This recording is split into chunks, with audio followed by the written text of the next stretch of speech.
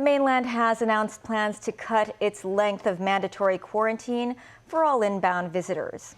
Meanwhile, there is word tonight the new administration of Hong Kong will also consider shortening the hotel quarantine period to 5 days instead of 7. Christy Khan reports.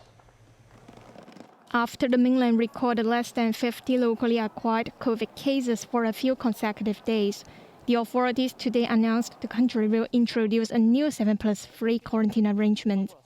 The new measure allows inbound travelers and close contacts of COVID patients to undergo 7-day quarantine at designated facilities, followed by a 3-day home isolation. Mainland health officials said the requirements are updated in accordance with the characteristics of the Omicron variant. Officials insisted the relaxation of quarantine will not affect the COVID zero policy of the country. In order to further curb the spread of the virus, mainland authorities said the occupations with the highest COVID-19 risk will have to take a PCR test every day.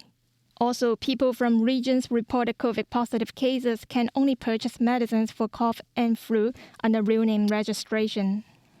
Cross-border families and business people in Hong Kong welcomed the new quarantine arrangement. Mr. Kwang, whose wife lives in Shenzhen, is happy about the new arrangement. He said the shorter quarantine period will allow him to spend more time with his family. The president of the Chinese Manufacturers Association of Hong Kong, Alan Xi, said he hopes mainland authorities will allow the business sector to have a point-to-point travel arrangement to the Greater Bay Area soon. In Hong Kong, sources familiar with the matter said the new administration will consider further relaxing the quarantine measures after taking office. One of the plans is to reduce the hotel quarantine period to 5 days from a week, plus 2 days of home isolation. During the period, people will have to wear an electronic bracelet. A health expert said the shortened quarantine period for travelers will not increase the risk of transmission in the community.